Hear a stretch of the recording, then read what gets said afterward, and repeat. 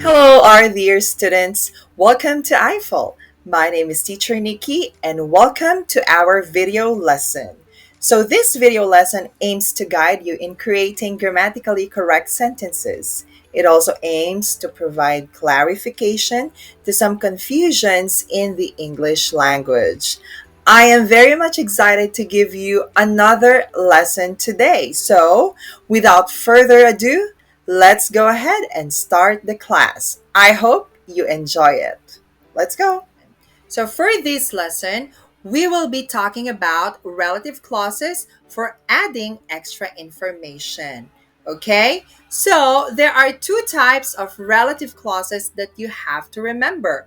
We have defining relative clauses and non defining relative clauses. Defining relative clauses give information or important information to your sentences. That's why we cannot just remove them in the sentence. Non-defining relative clauses, on the other hand, are sentences or clauses that are not very important. We just give extra information to your sentences. Let's see some examples here. The woman who lives next door to me is a doctor. Grace works for a company that makes furniture. We stayed at the hotel that you recommended. Non defining, my brother Ben, who lives in Hong Kong, is an architect. Anna told me about her new job, which she's enjoying a lot. We stayed at Park Hotel, which a friend of ours recommended. So, in these examples for the defining relative clause, so it tells you which person or thing the speaker means. Okay, example, the woman who lives next door to me, it tells us which woman we're talking about. And a company that makes furniture tells us what kind of company we're talking about here. So the hotel that you recommended tells us which hotel we have here. For non-defining relative clauses, so the relative clause do not tell you which person or thing the speaker means. We already know which thing or person is meant, okay? Like for example, my brother Ben, Anna's new job, and the Park Hotel. The relative clauses in the sentence give extra information about the person or the thing, usually not very important. Okay? So, another thing you have to understand in terms of construction, we do not use commas for defining relative clauses. For non defining relative clauses, we have to use comma before or even after these clauses. Let's take these examples. We know a lot of people who live in London, so no comma. My brother Ben, comma, who lives in Hong Kong, comma, is an architect. All right? Next one. In both types of relative clause, we use who for people and which. However, for defining relative clause, we use that, okay? For non-defining relative clauses, we cannot use that. However, we can still use who or which, okay? Now, do you know anyone who or that speaks French or Italian? Grace works for a company which or that makes furniture. Non-defining, John, we cannot use that, so therefore we use who. Who speaks French and Italian works for a tour guide, okay? Or works as a tour guide. Anna told me about her new job, which she's enjoying a lot. Okay?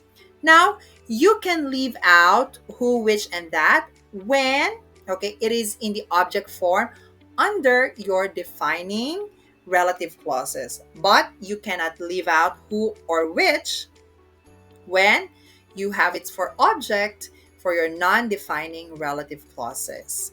So let's see the examples here. So we stayed at the hotel you recommended. This morning, I met somebody I hadn't seen for ages. So I can just remove who or that in this case. Now, next one. We stayed at Park Hotel. which a friend of ours recommended. So I cannot remove which there because it is non defining. This morning, I met Chris, who I hadn't seen for ages. All right. Now, who I cannot remove.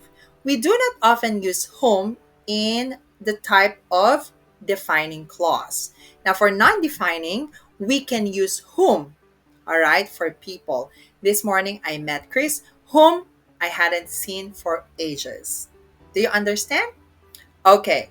Now, in both types of relative clause, you can use whose or where, okay?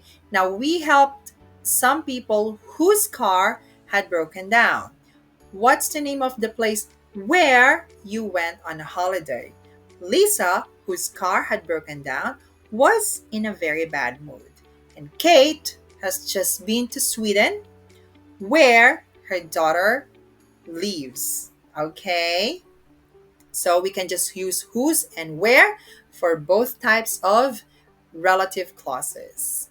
Now, let's do some exercises to understand, okay, these defining and non-defining relative clauses. So let's take a look at here some sentences. I've had my car for 15 years and this car has never broken down. So how do we use the relative clauses here, defining and undefined or non-defining? A lot of people applied for the job. Few of them had necessary qualifications. Do you think this is important or not important information? Amy showed me a picture of her son. Her son is a police officer. Is that important or not? My brother is an architect. He is married. So is that important or not? So let's take a look at the answers. So my car that I had for 15 years has never broken down. So this is in defining relative clause because we want to say this is this is information that is important for the sentence. Okay? Few of the people who applied for the job, who's the people who applied for the job, had the necessary qualifications. Important to complete the meaning of the sentence. Next one. Amy showed me a picture of her son who is a police officer. Actually, she just showed the picture of her son. It's not important if he is a police officer or not, all right? This is just non-defining. My brother, who is an architect, is married. So I just wanted to say he is married, but I just added he is an architect. Who is an architect? That is non-defining, not important to complete the sentences here or not important for the meaning of the sentence. Okay? So I hope you understand how we use non-defining and defining relative clauses. All I hope you find our lesson today very helpful. As I always say, the secret in improving your skills is constant practice. I want you to keep practicing our given lesson today and apply it to your day to day conversation in English. I also want to encourage you to keep subscribing to our classes here in I-Fal. I am confident that your teachers will help you in making your skills a lot better. Also, please visit our website for more updates and information. There will be a lot of exciting things coming, so please stay tuned and keep being updated. I will flash our website in the next slide. So, once again, I am Teacher Nikki saying thank you and good luck. Have a nice day, and I will see you in our next lesson. Bye.